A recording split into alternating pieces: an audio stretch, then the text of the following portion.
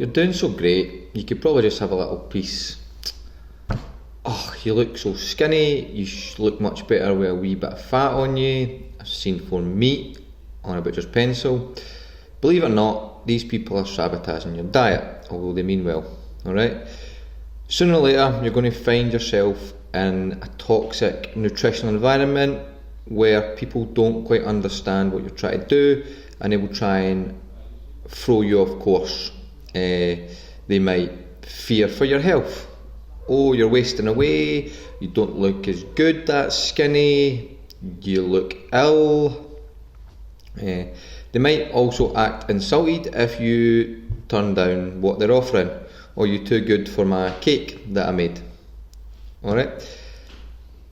They might, try and bribe you into it by saying, oh, you can't come with us to this restaurant because you're on a diet. Something like that. Now, these people might inadvertently be sabotaging your diet, or it might be a direct, deliberate sabotage. Now, let's look at direct sabotage.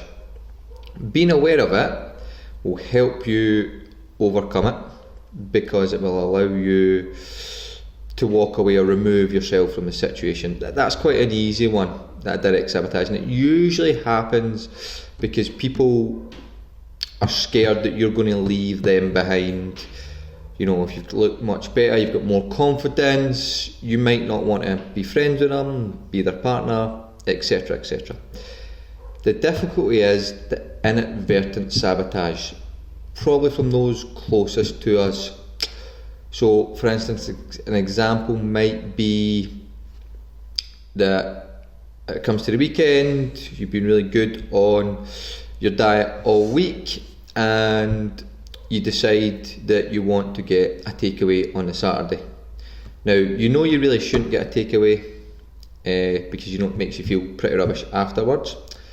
But what you want your partner to do is to say, you're not getting a takeaway, you're on a diet, I'm supporting your goals, so let's go and get some shopping in and we'll make a fakeaway or something like that. Alright? What tends to happen is you go along the lines of, I want a takeaway, and your partner, because they're either tired, they want a takeaway, or they can't really bother arguing with you, will say, yeah, good idea, what do you fancy? And you're ordering a Chinese, an Indian, or a pizza, or something like that. And then you'll probably end up getting fizzy juice and a couple of sides, or whatever to go with it. And it totally just puts you off track. You feel pretty rubbish about yourself, and you go on a bit of a binge and a feel sorry for yourself binge, and you restart on Monday. And that negative cycle continues to happen over and over again. Alright?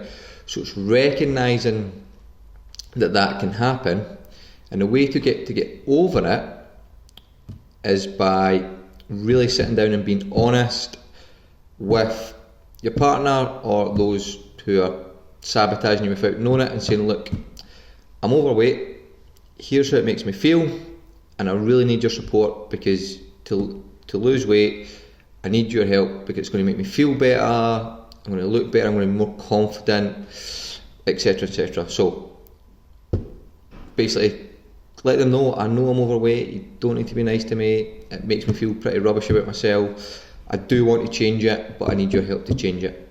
And that'll just give them a wee bit of kind of insight into how you're feeling, so that they're going to be more likely supportive. If they still try and sabotage you, you've got a much bigger decision to make there about, do you continue that relationship with them or whatever. Another thing is self-sabotage. Taking the easy option when you don't really want to, just because it's easy. And what you've got to do is you've got to put barriers in place to the easy option.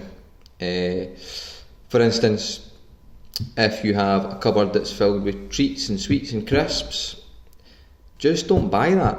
And then that temptation, it's not in the cupboard, so the easy option of going and grabbing a chocolate bar isn't there because it's not in the house. You would have to go out to a shop to buy it and by the time you think about doing all that, you can't really be bothered, so you go and get something else, an apple, a yogurt. You make a better choice.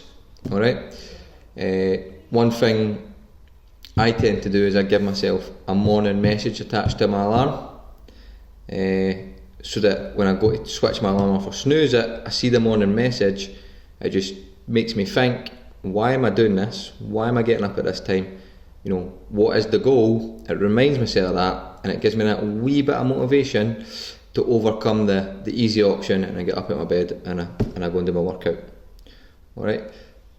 Another big one is leftover food is a sabotaging. It's nobody's really fault. If your partner has finished their dinner or their lunch or whatever they're eating and they've not quite eaten all of it, they might put it in the kitchen, sit down for half an hour before they intend to clean it up, and you go in and you end up eating their leftovers.